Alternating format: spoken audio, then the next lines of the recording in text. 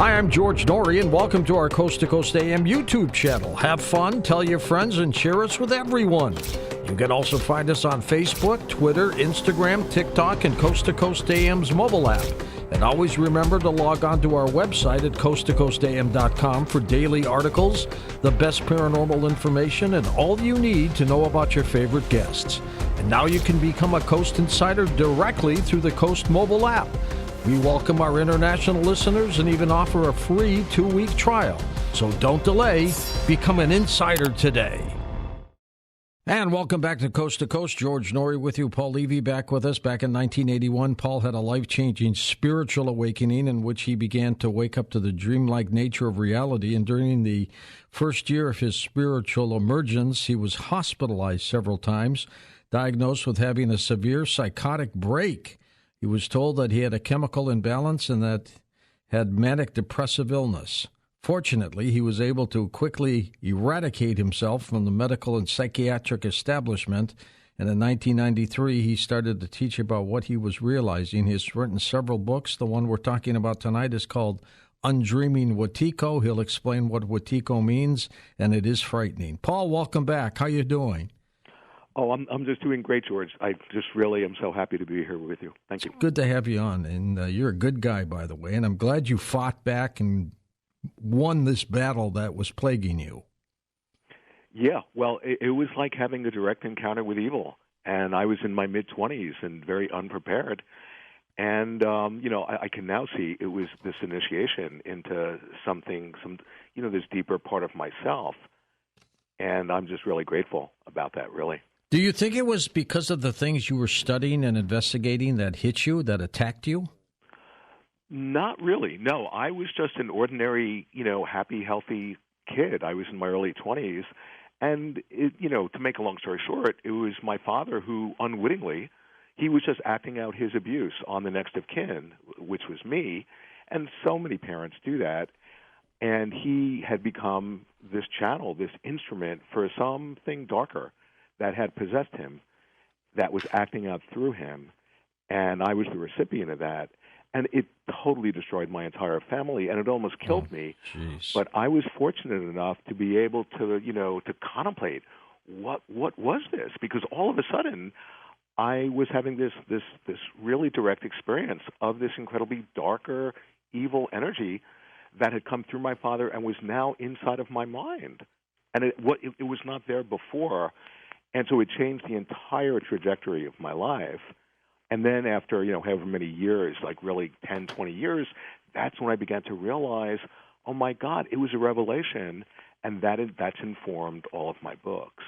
I was going to say, that's what really spearheaded WETIKO in your writings, isn't it? Yeah. No, I had no idea about WETIKO, but I was having this direct personal encounter with what the Native Americans call WETIKO. And it's this virus of the mind. And when people hear a mind virus, that sounds all woo-woo, but what it really means, it's a collective psychosis, and it's basically pointing at that the source and the solution of our collective madness is to be found within our psyche. I was spending some time over the last couple of days reading Undreaming and also doing some Google searching on WETIKO. That's a scary thing, but it's primarily customized to Native Americans, isn't it? Yeah, well, that's their term, but every spiritual tradition and so many creative artists and philosophers and thinkers have been pointing at WETIKO. They just have these different names for it. And, it's in the apocryphal text of the Bible. It's called the counterfeiting spirit because it's this master impersonator. Okay, it impersonates us, it puts us on, and it'll offer us this image of ourselves that's wounded or limited. And if we're not awake in that moment and we identify with its version of ourselves, then it has us. Then it can manipulate us and can control us. And when you say mind virus, we're not talking about things like COVID or anything like that. This is something else, isn't it? Yeah, this is not in the material realm, and it's in the human psyche, but the source is the human psyche, and it actually expresses itself via the external world. in a synchronistic way. So somehow it's an inner disease of the soul that is able to extend itself out into the world and configure events in our world to actually express itself. Some definitions of WETIKO: cannibalistic, attacking, evil. What do you think? What's your definition? No, it's all of those things. It's the source of the greatest evil, and yet it's a quantum phenomena. And what I mean by that, just like, with what is the nature of when you have light? It's a wave or a particle, and it depends how you observe it. Well, the thing about WETIKO being quantum, it also contains this gift. It's actually potentially helping us to wake up. But if we don't have the recognition of what it's showing us, it's going to kill us. You've written 3 books about WETIKO, so this is important to you. It's not just important to me. This is, in Castaneda's books, Carlos Castaneda, Carlos's teacher, he doesn't have the name WETIKO, but he's referring to it, and he says, this is the topic of topics. It's the most important thing in the world. If we don't, as a species, understand what WETIKO, what it's showing us, we're on a path of collective suicide. We are collectively killing ourselves. So, that's why I've devoted my life, and I've already written 3 books about the topic. Now, when we talk about WETIKO, what would you call it in, I don't want to say it in English, but how would we phrase it? Well, I immediately think WETIKO, it's the source of evil. So on one hand... Is it devilish? Yeah, well, it's what the devil, if you see the devil as a symbol, it's symbolizing WETIKO, but that's only one half of WETIKO. The other half of WETIKO is this incredible, this blessing, like I've been saying. It's actually really teaching us something, and it's getting us in touch with our actual creative agency and power. But if we don't actually connect with because the thing about WETIKO, it has no creativity on its own, but it plugs into our creativity in such a way that it turns our own creativity against us in a way that's killing us. But it's actually revealing to us our incredible creative agency if we recognize what it's showing us. How do you know someone has been affected by this? Well, we're all really sensitive, and we all potentially have WETIKO in the sense that it exists in the collective unconscious of our species. So if somebody thinks, oh, that person has WETIKO and I don't, that point of view is an expression that, that person has fallen under the thrall of WETIKO. So, it's an energetic feeling where when somebody, they feel like, oh, they're just somehow almost like, oh, there's an algorithm that's speaking through them, or something's taken them over, or they're not connected with their heart. It's a sense of sort of being hypnotized. It's a self-hypnosis. You talk about WETIKO and synchronicity. Tell me about that. Yeah. Well, in my new book, I have a big chapter on synchronicity because, you see, the thing about WETIKO, it only has power over us to the extent that it's not seen. Okay, and with synchronicity, what is a synchronicity? But it's all of a sudden when you begin, it's those experiences where what's happening inside of you all of a sudden is being expressed in the outside world, in the sense that it's just like being in a dream, that what's happening in the outer dream of the waking dream is actually expressing and reflecting something inside of you, which is to say that mind and matter are not separate. And when you realize that mind and matter are not separate, that's to recognize that this is a waking dream, that we are in a collectively shared dream.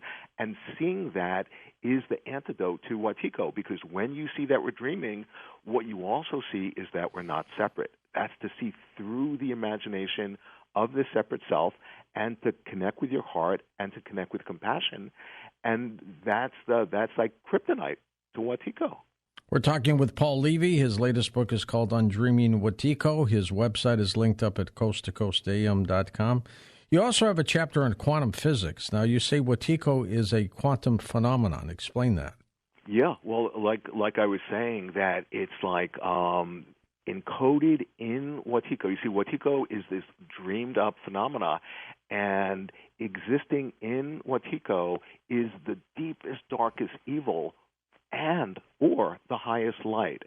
And how it manifests in our world, in our lives, it's a function of how, if this is a dream, how are we going to dream it? And that's very, very quantum. Now, quantum physics is offering the medicine for WETIKO, because I actually have a whole book I wrote on quantum physics, because quantum physics has empirically shown that there's no such thing as an objective world separate from the act of observation. The act of observing the world actually influences the world that we're observing, which is to say the act of observation is creative. And all of a sudden, that's to realize our creative power. And when we have that realization, then all of a sudden, we've dispelled WETIKO and we've empowered ourselves. Clairvoyant Rudolf Steiner, Carl Jung, the psychologist, they all knew something about this, didn't they? Right, totally. The thing,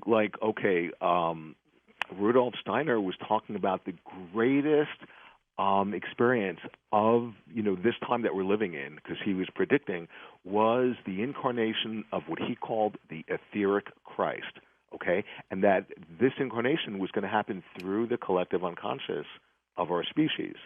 But before we can actually sort of fully embody that incarnation of the etheric Christ, we have to encounter what he called the beast. And the beast is radical evil. And that's what's actually happening in our world today. And something is being shown to us through that encounter with the darkness. So in other words, the incarnation of God, it's not happening from the heavens above through light. It's actually happening from below through the darkness. So it's like the light, it's not just that the light reveals darkness, it reveals itself through the darkness. Paul, what do you think of demons? Where would you categorize them? Yeah, well, okay. I would say just think of the psyche for a moment, and it really correlates, or it helps to understand what a demon is. Because so here we have, if we're whole, which we are when we're born, but then we all encounter trauma, and so a part of our psyche splits off. And if we don't integrate that disassociated, split off part of the psyche, it develops an autonomy of its own. In psychology speak, it's called an autonomous complex. And we experience it, as having a seemingly autonomous will and life, an independent life of its own. What I'm describing, in the realm of psychology, that's what the ancients called demons. And Paul, let me ask you then about curses. How do they fit into this? Yeah, well, the thing, because I talk about curses in my book, and one of the main things to understand with curses is that we're all interconnected, and particularly deep in the dimension of the collective unconscious. And when we project the shadow on each other, and to project the shadow is the shadow itself. We hear a lot about the shadow. That is the shadow in action. When we project the shadow on somebody else, we're all exquisitely sensitive. We feel that, and we can feel, we can actually consciously feel oppressed, or we feel it in our subconscious, and then we feel burdened. And what will happen, we then will oftentimes find ourselves acting out the very shadow quality that was projected onto us or that was projected into us, which of course confirms to the person who projected the shadow that we are, actually that shadow quality. So to the extent that any of us are not in touch with our light, we're actually unwittingly cursing, other people, and ultimately we're cursing ourselves. Paul, what did the ancient Native Americans say about how you get rid of WETIKO? Yeah, well, in essence, there are all these different, sort of these ways you can deal with it, prayer and ceremony, but ultimately, it has to do with being in touch with your nature, with your true nature. When we're in touch with who we actually are, then we're totally immune to WETIKO. It can't get its hooks into us, So that is the best protection. With reference to WETIKO, is to be in touch with our nature. And that's a cliche, but what it actually means is that, well, what is our nature? Our nature is love, is compassion, and our nature, by its very nature, is creative.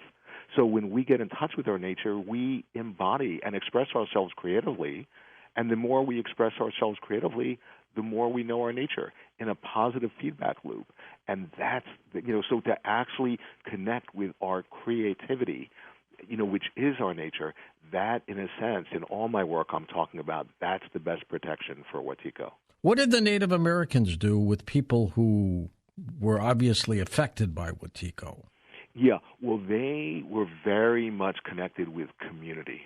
So, when somebody was infected with WETIKO, and that could be any of us at any given moment, the sense is that they tried to, in a way, because we're all connected, to bring them into the community of the tribe to help them to awaken to the nature of their heart. Because part of when we get taken over by WETIKO, we have a cold heart. We're not connected with our love and with our compassion. And that person they see has just gotten taken over in a way by their unconscious, and it's like an addiction. It's like they just, can't help but to act out their unconscious. So the thing about indigenous people, they were way more in touch with their sense of community, and that we're not separate and that we depend on each other. When people come down with this so-called mind virus, how do they get infected? What have they done? Yeah, well, it's contagious, and it's contagious through the unconscious, which we all share. We all partake of the collective unconscious. So the thing about WETIKO, it's a psychosis, a collective psychosis. It's a psychic epidemic, and it's contagious, just like an actual, if you have a physical bug, it can be contagious, and that's why, so many people. I mean, think about it. There is a collective madness happening in our world right now. We're in the middle of a collective psychosis. And what I'm pointing at with the idea of a mind virus is that the origin and the solution of our collective psychosis is to be found within our psyche. It is amazing. It's frightening at the same time, isn't it? Yeah, but the thing is, if we get too attached or absorbed in fear is the superfood for WETIKO. So, yeah, it takes courage to see WETIKO, but the point is when you see it out there, you recognize that it's reflecting, that darker part of us. So it's actually helping us. But if we get, sort of possessed by that fear, and then as soon as I get possessed by fear, there's an other. There are people out there that are separate from me, and it becomes a self-reinforcing feedback loop, that sense of separate self and fear, and then WETIKO just feeds off of that. That's why one of the main solutions for WETIKO is to recognize that we don't exist as a separate self, that we're interdependent, we're interconnected, and that's why I say that the expression of this realization is compassion, because compassion is the dissolver, the WETIKO dissolver par excellence. The great healer Wilhelm Reich is mentioned in your book. Tell us why. Yeah, well, I had read his book about the murder of Christ a number of years ago, and then I recently picked it up a few years ago, and my head exploded because I realized, oh my God, he's pointing at WETIKO. So many people, so many artists and thinkers and philosophers like Philip K. Dick are pointing at WETIKO, and here's Reich pointing at WETIKO. He would talk about in the murder of Christ that there was an emotional plague that plagued humanity. There was something in us that was actually against us, that was attacking our light, that was attacking our wholeness, that was making us sick and was perversely getting off on keeping us sick. And so what Reich was writing about, he was pointing out that Christ, when you see it symbolically, he was revealing this inner dynamic through the whole Christ event of being crucified, of what actually is happening in the unconscious of humanity, and that we ourselves are the murderers of Christ. That's the ultimate thing that he was pointing at, that there's no one who's killing our own. There's not, you see, the thing about WETIKO, it doesn't exist objectively, independently. It has no intrinsic existence separate from our own mind, and yet it can kill us. And what that's pointing at is the incredible untapped power of our mind that we already have, but because we're unconscious of it, that power is being outsourced, and the powers of the state are more than happy to turn our own intrinsic creative power against us. Who's winning the battle, WETIKO or us? Well, quantum physics would say it's not deterministic; it's very probabilistic, and that's why I'm devoting my life to trying to get the word out. This is like a major event. This idea of that we finally, like what Jung says, in times of collective psychosis such as ours, the one thing that can save us, and this is a quote, is a new symbolic idea, and that's what the greatest tyrants in history were most afraid of. Was an idea whose time has come that would awaken people, because that idea is contagious. And WETIKO is exactly that idea. So who knows who's going to win, but we are actually creating and participating our experience together. So I'm trying to the extent that more and more of us wake up to our shadow, but also to our light, to our genius, and that we've actually brainwashed ourselves. No one else is doing that. Ultimately speaking, we've done that. As more of us awaken to that and we connect with other people who are awakening to that, then we can actually dream ourselves awake. And that's to recognize that we can consciously participate in our own evolution. And that's what this is all about. That if we don't recognize what WETIKO is revealing to us, guaranteed we're going to be destroying ourselves. And yet it's actually the greatest catalyst for the evolution of our species there's ever been. But we need to recognize what it's showing us. Someone who might be a mass shooter, for example, Paul, have they been infected by this? Yeah, well, if you think about it from the dreamlike point of view, because what I'm pointing at, to actually see this is to see that we're having a collective dream. That mass shooter is actually, by killing other people, they're showing the perverse state of their own psyche, that they're actually killing. That's the murder of Christ. They're enacting that. And so one could say, oh, definitely, WETIKO, it's an archetypal energy. And what that means, it can possess a person. It can literally take over an entire person such that they then become an instrument for WETIKO, which is a higher dimensional energy, to act itself out. And not just a person it can possess a group of people or a nation or a whole nation or a species. You talk a bit about angels. Tell me their involvement with this. Yeah, no, for sure. Well, the thing about WETIKO, it's this daimonic energy. And the daimon, if you see what the daimon is, and this ties into angels, it's a transpersonal energy, and that actually can possess a person. And that daimon is actually the inner voice and the guiding spirit, and it contains our creativity, and it leads us to our calling, and it'll help us discover what we're here to do. But if we don't actually tap into that daimon, it constellates negatively and becomes a demon. So in my book, I talk about, angels, we actually all have this counterpart, this celestial counterpart. That's the counterpart to the demon. It's the angel, and it's always with us. And it's really our inner guidance. That's what the daimon is. It's continually communicating with us through dreams, through synchronicities, through our minds. And all that I'm trying to point out is we need to develop a conscious relation. It's like getting into an intimate relationship with that angel part of us that is our guiding spirit, and that will connect us to our nature and to our creativity, and that's the solution to WETIKO and to all of the world crises. WETIKO is at the root of the myriad world crises that we're facing. Okay? So when we connect with that angel, with that daimon, with that guiding spirit within us, because if we don't connect with it, it constellates negatively and becomes a demon. But when we connect with it, it will awaken us. That's what my work is about.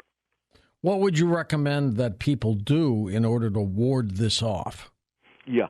Any spiritual practice that makes you connect with your heart and makes you feel love and compassion, and anything, because we are creative beings.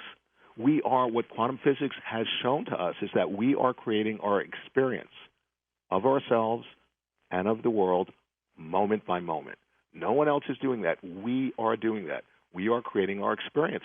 So to the extent that we consciously tap in to our creative nature and express ourselves creatively, instead of unwittingly offering ourselves to WETIKO and disassociating from our from our creative nature and identifying with WETIKO's version of ourselves, which is a fictitious identity. To the extent we connect with our creative nature, then that's kryptonite to WETIKO. Not only does it take away WETIKO's power, it empowers ourselves. What kind of rituals did they use to try to ward off the WETIKO people? Oh, well, indigenous people and people all throughout history, they, depending on the spiritual tradition, they would, they would have prayers. Did they sacrifice the people? Well, it could be thousands of years ago. They would do something, that, just whatever that primitive. But the point is that actually seeing this life as a dream, that's to cultivate symbolic awareness. And when you have symbolic awareness, because a symbol is the language of dreaming, then all of a sudden all of life becomes symbolic, and all of life becomes a sacred ceremony. And that's the attitude, that's the point of view that will ward off WETIKO. Truly amazing. And how did you discover this, Paul? I discovered this in my own life, with my family. Like I was saying, my father got taken over by WETIKO, and I couldn't believe that the whole family system, and then the mental health system when that got called in, it configured itself to protect the abuser. It was like whenever I was shining light on the evil that was coming through my father, I couldn't believe it was like there was a non-local field that was actually configuring itself to protect the darkness. And so I was actually tracking this and creating maps for this higher dimensional process that was unfolding within my mind and in my relationships and through my father and out in the world.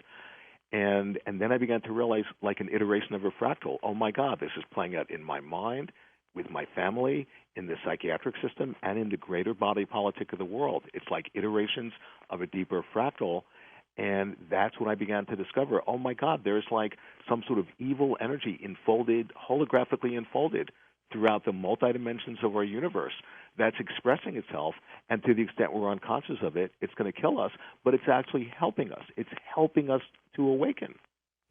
It is no question you've done a marvelous job, and I'm sorry you had to go through this as a child. No young kid should have to go through what you went through. Oh, thank you. No, I appreciate that, and that's true. And I'm really lucky because it destroyed my entire family. I haven't had a family for over 20 years. Did you sever your relationship with your father, and I assume he's no longer with us? Yeah, no, he's no longer with us. No. He, I was, till his dying day, I was trying to connect and to dispel this thing. I don't think I could have possibly had realized the extent of his possession. And it was only through my dreams over years and years, I would be having these unbelievable archetypal dreams, these lucid dreams, that over decades were showing me, oh my God, my father was taken over by this, archetypal, transpersonal, this demonic force that wasn't human. And he, and in the form of a human being, of my father. And, that was unbelievably, traumatizing, but I turned it into medicine. That's the very realization that's informed my work. Paul, where do folks get your book on Dreaming WETIKO? Yeah, well, they can get it. They can go to Amazon or their local bookstore, hopefully. But if they want to awaken in the dream, they can just go to Awaken in the Dream. That's my website, and there's a ton of articles for free. They can order the book. I'm happy to sign it, and there's a ton of interviews. Paul, is it easy to spot someone who might be infected with WETIKO? Well, both yes and no, because on the one hand, it can be obvious, but the thing about WETIKO, it works through the projective tendencies of the mind, and we're always projecting onto the waking inkblot, of the world. And so there are times we can, see, or think that person has WETIKO, when we're actually looking in a mirror and seeing our own reflection, and the one who has WETIKO is us. So it's not quite so simple. It really isn't. It really isn't. And I guess it's not simple to get rid of either, is it? Well, that's true. On one hand, it's not easy to get rid of, and yet to say it's not easy to get rid of is to put ourselves under a spell, where we've conjured up a universe that's going to give us all the evidence that will confirm our viewpoint that it's not easy to get rid of. to get rid of. So that's what I'm saying, that WETIKO, it's plugging into our own creative agency in a way, and one of the ways it does it is through language.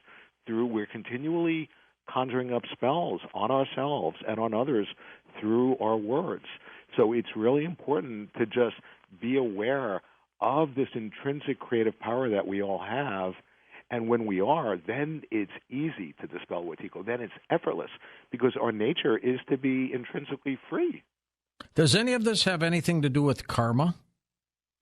Well, yeah, like I'm a Tibetan Buddhist practitioner, and karma, the law of cause and effect, it has to do with what we're experiencing right now is our own doing, ultimately.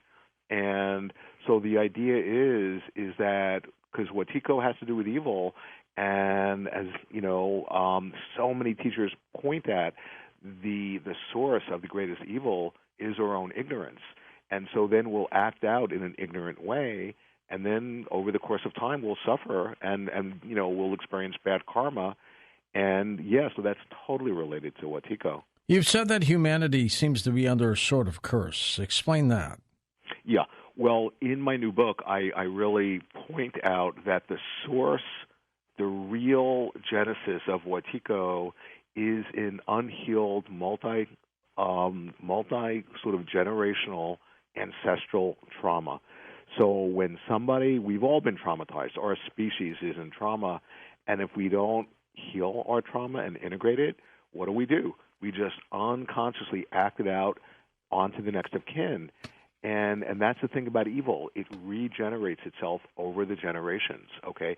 That's important. And so to the extent that any of us haven't resolved and integrated and healed our own abuse and trauma, we then, actually act it out. And by doing that, it's as if our species is under a curse, and we're just propagating the curse, to the extent that we're not doing our self-reflection and our inner work.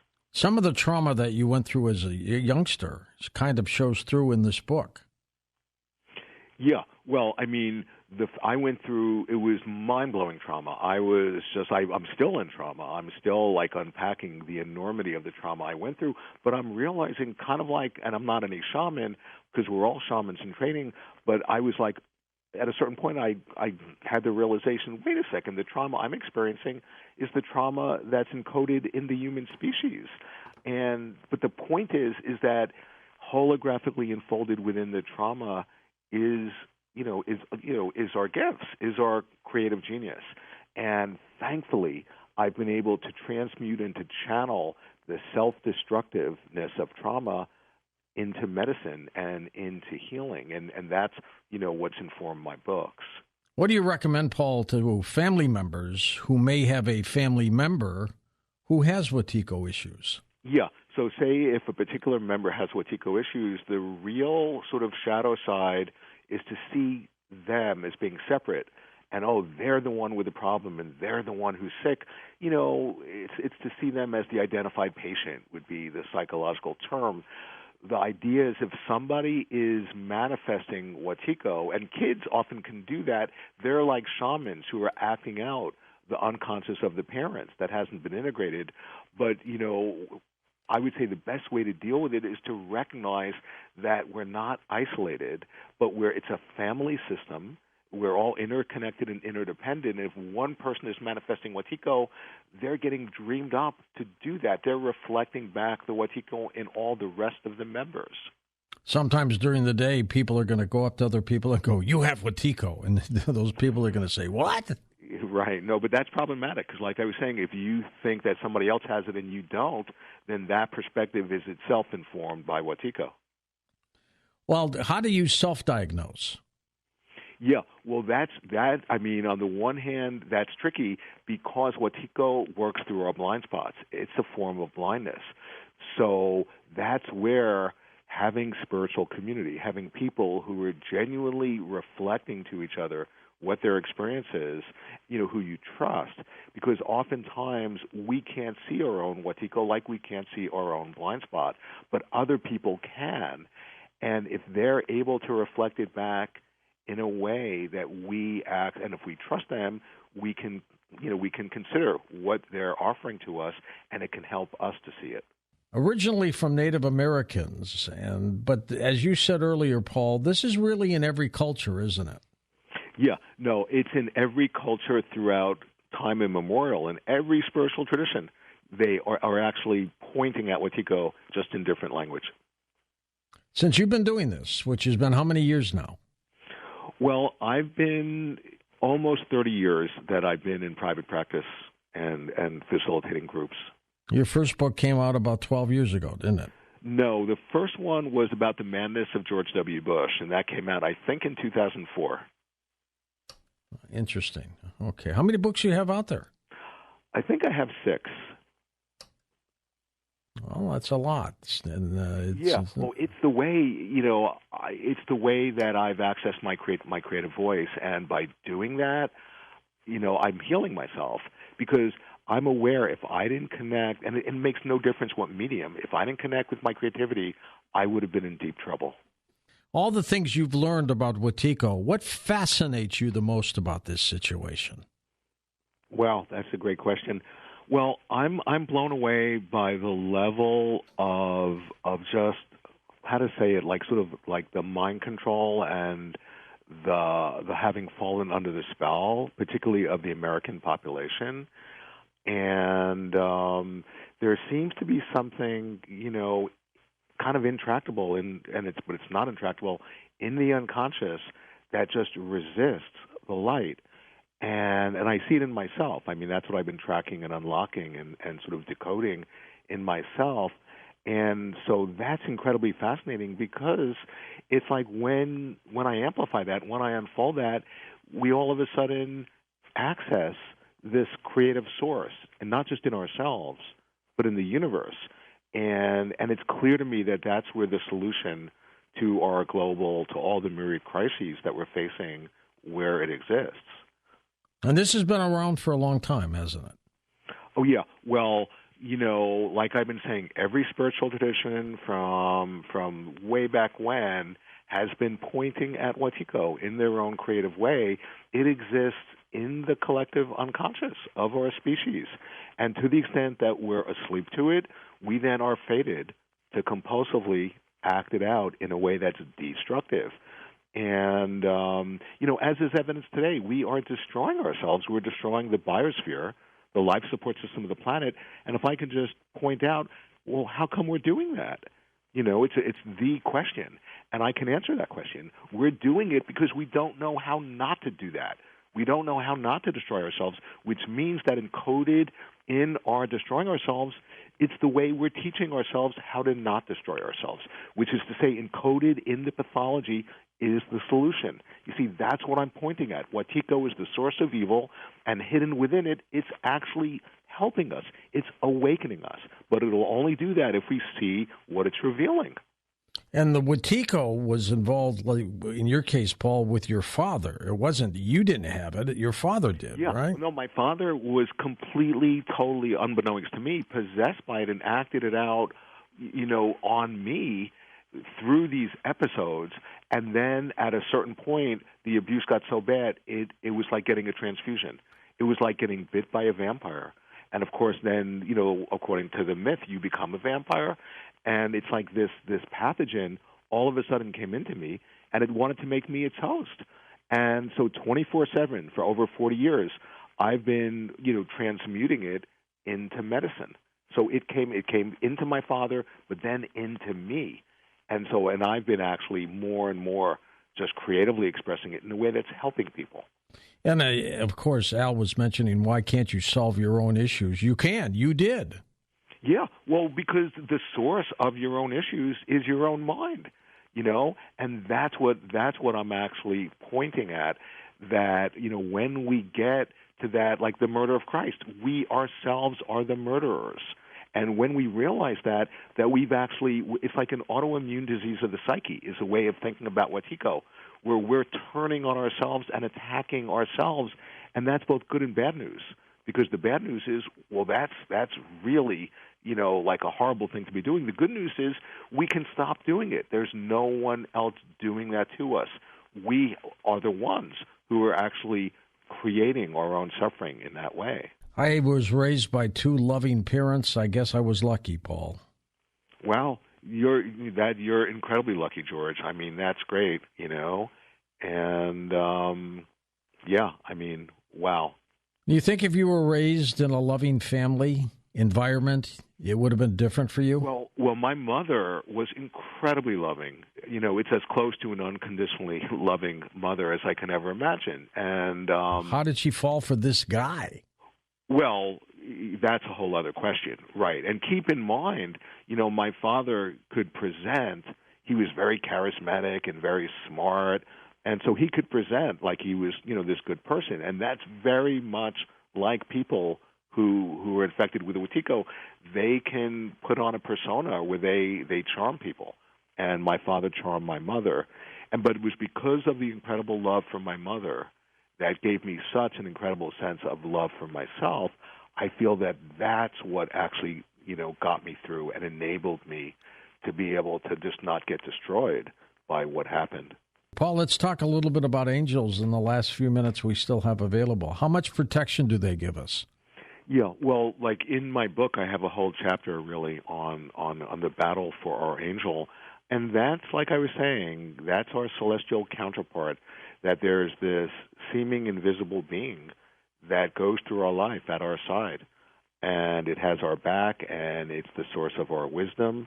And the whole point is to develop, like I was saying, an intimate relationship with this angel, because the angel is, in a way, the mediator between the conscious and the unconscious. It gives us these messages, this guidance that really helps us to be able to navigate, this world, which is not an easy place to navigate. And then, it's connected with the celestial realm, with God, or whatever word you would use. That is really the source of the most incredible inspiration. So that's why it's really important to develop this connection with your intuition, with your, we all have a guide, an inner guide. This is when you study Jung, the thing he was after, the most important thing, was to help his clients develop a conscious relationship with their inner guide, because that's what happened with him when he found Philemon, this being who lived inside of his psyche. That was both him and was not him. It was teaching him stuff he didn't know. It blew his mind. That's really, all of our task is to develop a relationship with that inner angel, that inner guide. Any of us, to the extent we awaken to whatever degree we do and connect with ourselves, our life is going to improve. But that's just a drop in the bucket, because there are 8 billion of us. So when we connect with other beings who are also awakening, and we put what we're realizing together, and we activate the genius, the collective genius, we discover that we can dream ourselves awake. This is evolutionary. This is to realize we can consciously participate in our own evolution and help each other to deepen our awakening. It's not a competitive sport, but if I help your awakening, I get as much benefit as you do, because we're not separate. So that's my vision, and that's completely within our hands. We're able to do that. We already have the power to do that, okay? We are that power. And all we have to do is to remember, is to wake up and connect with other people who are also awakening. Paul, once again, thank you for being on the program. Keep in touch with us. The Coast mobile app is now available for download on iPhones and Android devices. You can become an insider directly through this app. This is a great option for our international listeners, and new users will also receive a free 2-week trial.